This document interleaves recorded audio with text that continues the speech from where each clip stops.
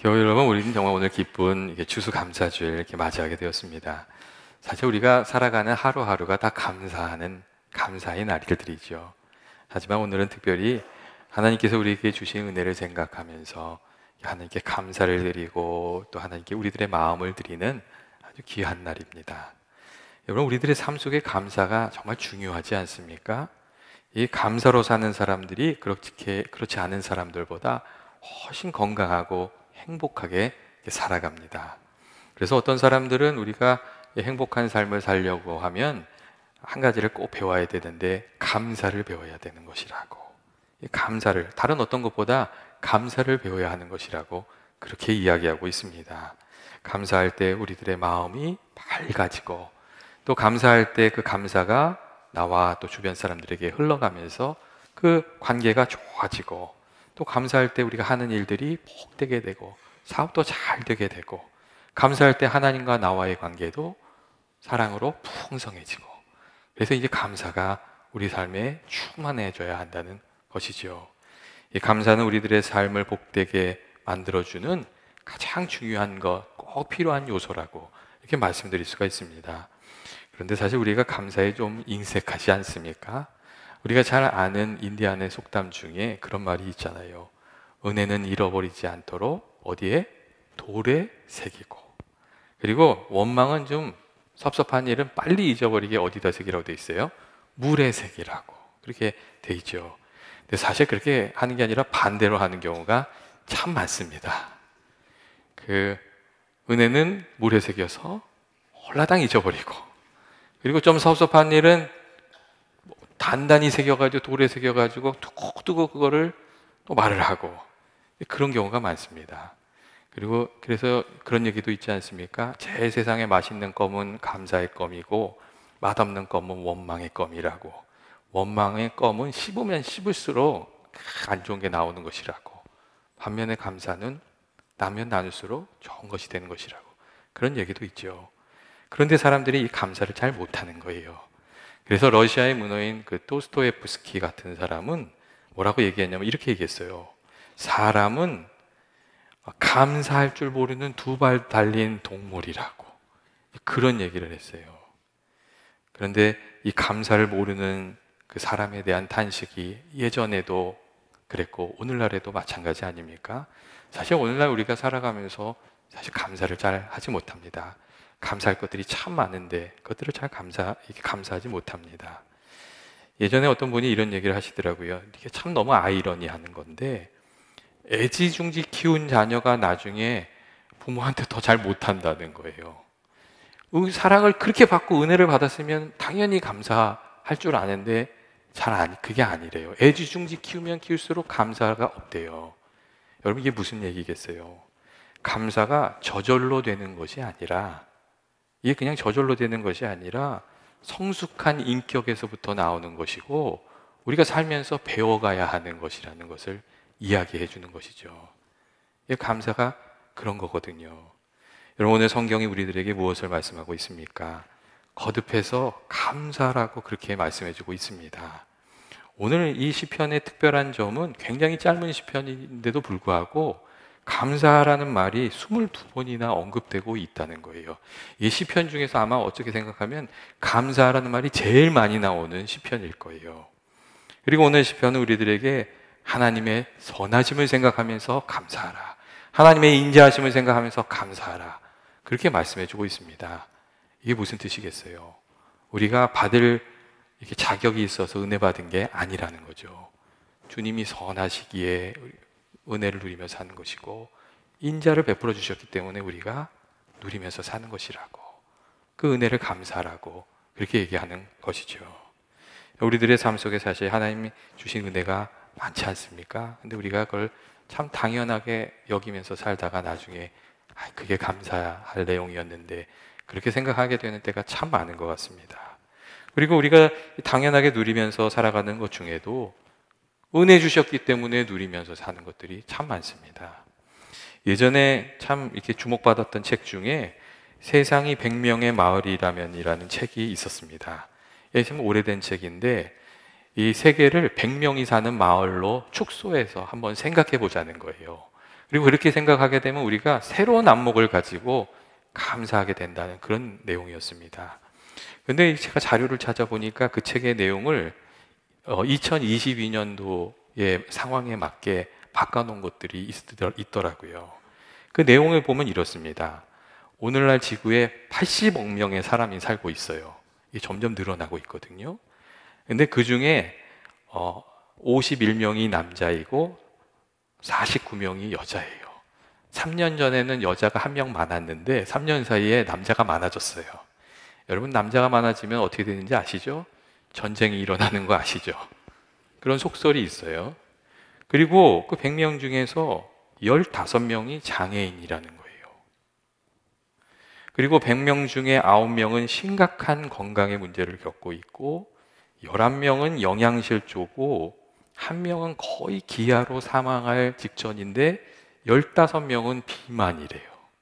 그러니까 혹시 여러분 중에 뱃살 때문에 고민하신다면 100명 중에서 15등 안에 드신 거예요. 그 정도 넉넉함을 누리고 있다는 거죠. 마을의 전체 재산 중에서 100명 중에 10명이 76%, 그러니까 거의 80%를 다 가지고 있대요. 하위 50명이 2%를 나누어 가지고 있는데 100명 중에 7명이 대학 교육을 받는답니다. 대학 교육을 혹시 받으셨습니까? 7등 안에 드셨어요. 그리고 47명이 컴퓨터를 가지고 있고 그런데도 불구하고 여전히 11명은 글을 읽지도 쓰지도 못한답니다. 교육을 받지 못한 거죠. 그리고 100명 중에 79명이 집이 있지만 21명, 21명은 비바람을 피할 곳이 없고 6명은 깨끗하고 안전한 물을 마시지 못하면서 살아가고 있다고 여러분 그렇게 얘기하고 있습니다. 만일 전쟁의 공포나 폭격이나 무장장체나 납치나 강간 등의 공포를 느끼면서 살아가지 않고 있다면 늘 그러한 두려움에 떨고 있는 26명보다 확실히 행복한 사람이라고 여러분 그렇게 말해주고 있습니다. 이 밤마다 편안하게 잠자리에 드는 것도 당연한 것이 아니라고 그런 얘기를 해주고 있는 것이죠. 여러분 어떻게 생각하세요? 사실 생각해보면 다 하나님이 주신 감사의 제목들인데 사실 그 감사의 제목을 불평으로 바꾸어서 원망하면서 살아가는 경우가 참 많이 있습니다. 또 그렇기 때문에 범사에 감사하라 하시는 하나님의 말씀이 사실 우리들에게 굉장히 의미 있는 중요한 말씀이 됩니다. 범사에 감사하라. 우리들의 삶을 감사의 시각으로 바라보면서 살아갈 필요가 있다는 그런 말씀입니다. 그리고 이 범사에 이 감사하는 자세로 살아가는 것, 그게 우리들의 삶을 복되게 하는 길이라고도 가르쳐주고 있습니다. 여러분, 범사에 감사하라는 말씀 속에서는 이 말씀은 무슨 뜻입니까? 이 말씀은 우리가 처해 있는 상황이 어떠하든지 우리의 상황이 어떠하든지 감사의 자세를 지켜가라는 그런 뜻이 있습니다. 우리가 살다 보면 원치 않는 상황을 만나게 되는 때가 있지 않습니까? 그런 때에도 감사를 잊어버리지 말라고 이야기하는 겁니다. 그리고 우리가 이 말씀대로 살아가려면 좀 독특한 안목이 필요해요. 그게 뭐냐면 감사를 발견하는 안목이에요. 우리들의 삶 속에 늘 나쁜 것만 가득 있는 것도 아니고 여러분 늘 좋은 것만 있는 것도 아니에요. 우리 삶을 잘 보면 좋은 것과 나쁜 것이 같이 있거든요. 그런데 그때 우리가 좋지 않은 일에 이렇게 우리의 마음을 쏟게 되면 거기에 마음을 집중하면 우리 마음속에서 불평이 쏟아져 나오는 것이고 상황이 좀 좋지 않아도 우리가 좋은 일을 생각하고 거기에 마음을 쏟으면서 감사하면서 살아가면 여러분 우리들의 마음속에서 감사가 쏟아져 나와서 그 감사로 우리 마음을 지키면서 여러분 살아가게 됩니다. 사실 세상이 아무리 험하고 악해도 여러분 우리를 긍휼히 여겨주시는 하나님께서 우리에게 주시는 그 어려운 일을 이겨낼 수 있게 하시는 감사의 제목들이 반드시 있습니다. 여러분 그것을 바라보면서 우리가 어려운 시간을 또 이겨내는 거거든요. 이렇게 고난의 이 강을 우리가 마주하고 있을 때에 하나님께 은혜를 구하면 하나님께서 그 강을 건너갈 징검다리 같은 좋은 사건들을 우리에게 주세요. 우리 삶이 힘들죠. 근데 기쁜 사건들이 있는 거예요. 그래서 그것을 감사하면서 그것을 디딤돌 삼아서 그 어려운 시기를 이겨내게 하시는 거거든요. 하나님께서 그렇게 하세요. 그러니까 우리가 좋은 것을 바라볼 수 있는 안목이 필요한 거죠. 여러분, 시애틀에 겨울에 비가 많이 오지 않습니까? 그래도 비 오다가 갑자기 쨍하고 맑은 날이 있잖아요. 그날 얼마나 기분이 좋은지 모르잖아요. 감사하면서 그 시간들을 이겨내는 것이죠. 여러분, 언제든지 우리들의 삶을 살펴보면 감사한 일들이 있고, 그것들을 감사하면서 살아갈 때 고난 중에도 낙심하지 않고 밝고 건강한 마음을 지키면서 살아가게 됩니다. 그리고 우리가 그런 것을 찾아가면서 감사하고 살아가면 감사의 빛이 점점 밝아져서 우리를 어둡게, 마음을 힘들게 하는 어두운 것들을 다 이렇게 물러가게 그렇게 해줍니다. 그래서 많은 사람들이 감사가 고난을 이기는 최고의 전략이라고 좀 그렇게 말해주잖아요. 그리고 여기에 하나님께서 범사에 감사라고 하시는 깊은 뜻이 있습니다. 또한 이 범사에 감사라는 말씀에는 우리가 어떤 일을 하게 될지라도 좀 감사하면서 살아가라는 그런 뜻도 있습니다. 우리가 좋아하는 일을 할 때도 감사, 그리고 내가 좀 원치 않는 일을 할 때도 그것을 감사로 하면 좋다, 감사로 해야 된다, 그 말씀입니다. 우리가 살면서 때때로 원치 않는 일들을 해야 될 때가 종종 있지 않습니까? 근데 그때 우리가 불평하고 원망하면 어차피 해야 될 일인데 그 일이 아주 무거워집니다. 힘들게 되는 거죠. 반면에 원치 않게 시작했던 일이라도 그래도 감사로 그 일을 감당하고 열심히 하다 보면 그 일이 감사의 조건으로 바뀌게 되는 경우도 여러분 참 많습니다. 제가 예전에 군대에 있을 때에 거기에 좀 되게 착한 사람이 하나 있었어요. 근데 이제 그분이 이렇게 지나가는데 거기 군대를 주임 상사라는 분이 갑자기 부른 거예요. 야, 너 일로 와봐. 그런 거예요. 그러더니 야, 여기 너 여기 좀 다 정리해. 딱 그러는 거예요. 그 쉬는 시간인데, 훈련 끝나고 쉬는 시간인데, 야, 너 이거 정리해. 그 화장실 주변 정리해. 그러는 거예요. 화장실 안도 치우고.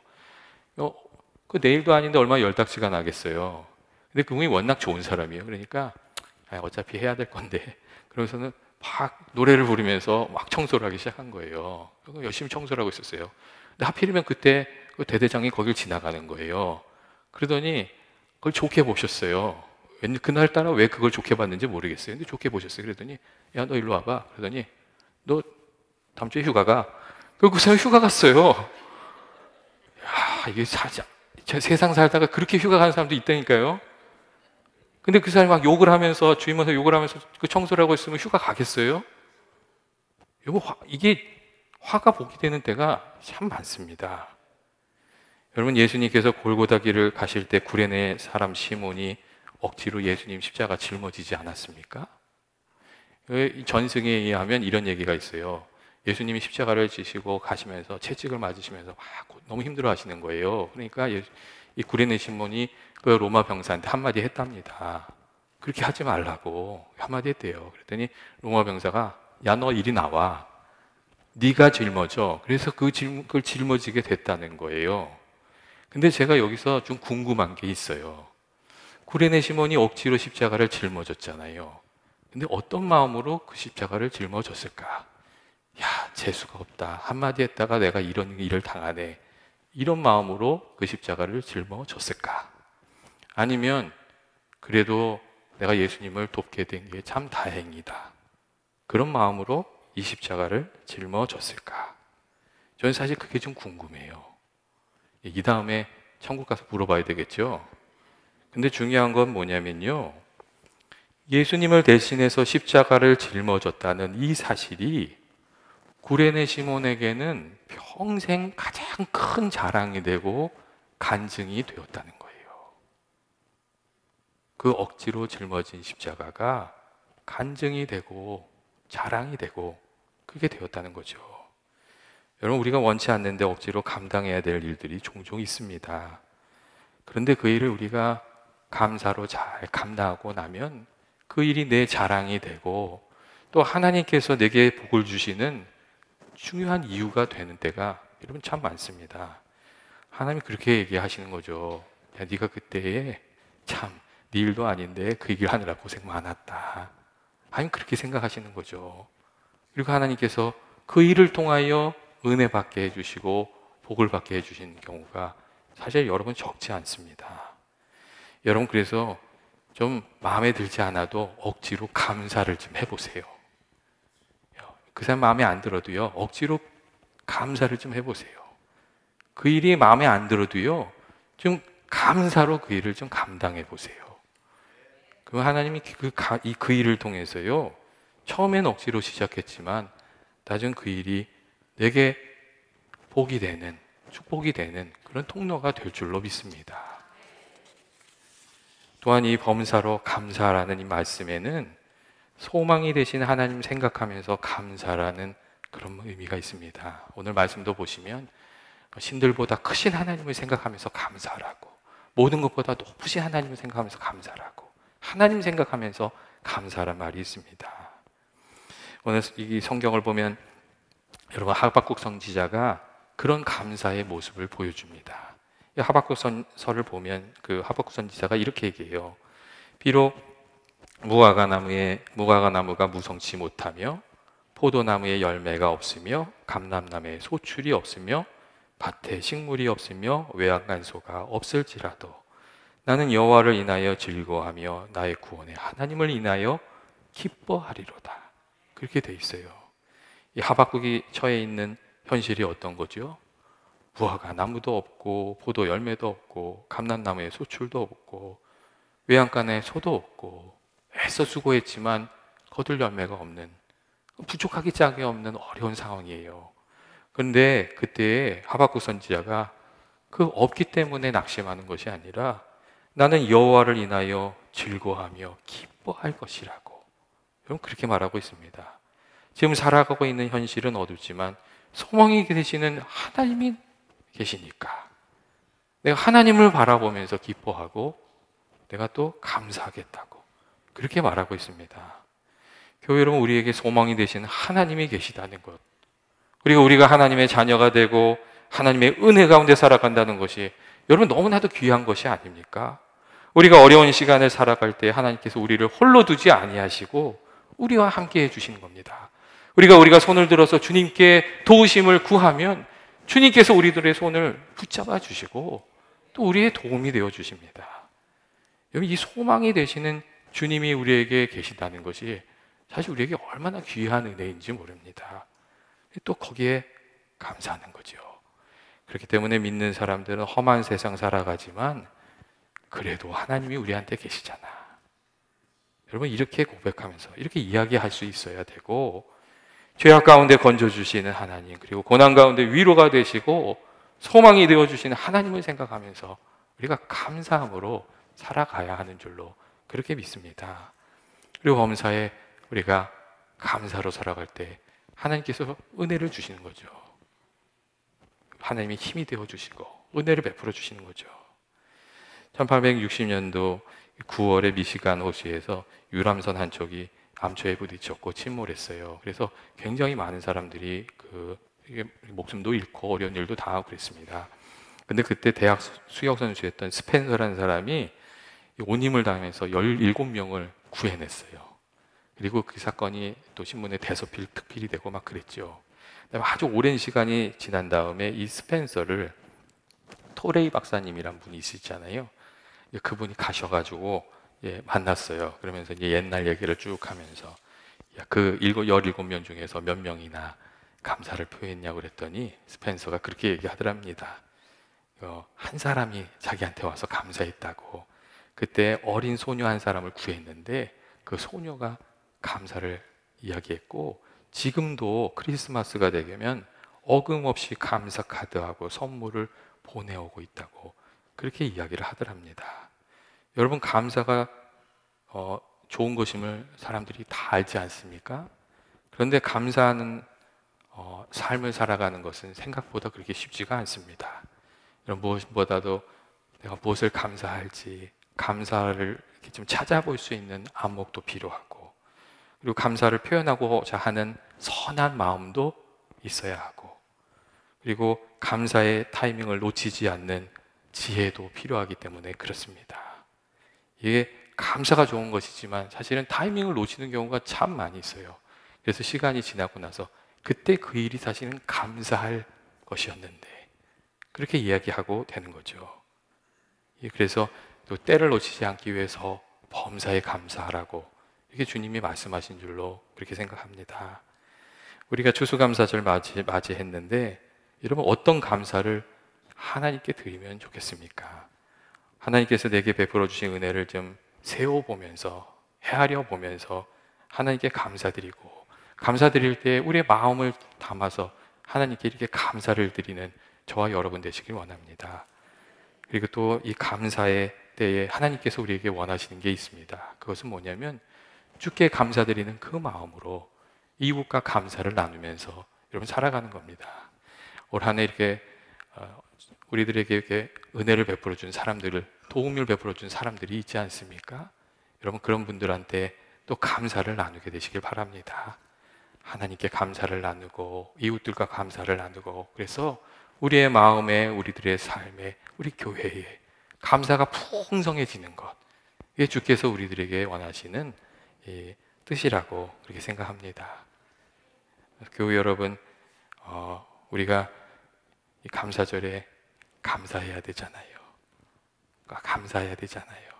하나님과 이웃 간에, 또 가정에서도 어디에서도 감사를 나누는 은혜가 있으시기를 주의 이름으로 축원드립니다. 사랑과 은혜 많으신 하나님 아버지, 오늘 이렇게 추수감사절을 맞이하게 해주셔서 감사합니다. 올 한 해 저희들의 삶을 되돌아보니 아버지 주님의 손길과 은혜가 저희들의 삶의 자리자리에 있었던 것을 아버지 저희들 생각하며 아버지께 감사드립니다. 저희들 마음 가운데 주님께서 늘 함께하여 주셔서 아버지 저희들 주를 사랑하는 마음으로 살아가게 하시고 감사로 주님을 높이며 살아가는 저희들이 되게 하여 주옵소서. 주님께서 날마다 은혜를 더하여 주셔서 어려운 가운데 있는 교우들도, 또 기쁜 일 가운데 있는 교우들도 감사로 살아가게 하시고, 감사 가운데 주의 베풀어 주신 은혜를 힘입어서 귀한 열매 맺으며 살아가는 저희 연합의 모든 교우들이 되게 하여 주옵소서. 예수님의 이름으로 기도합니다. 아멘.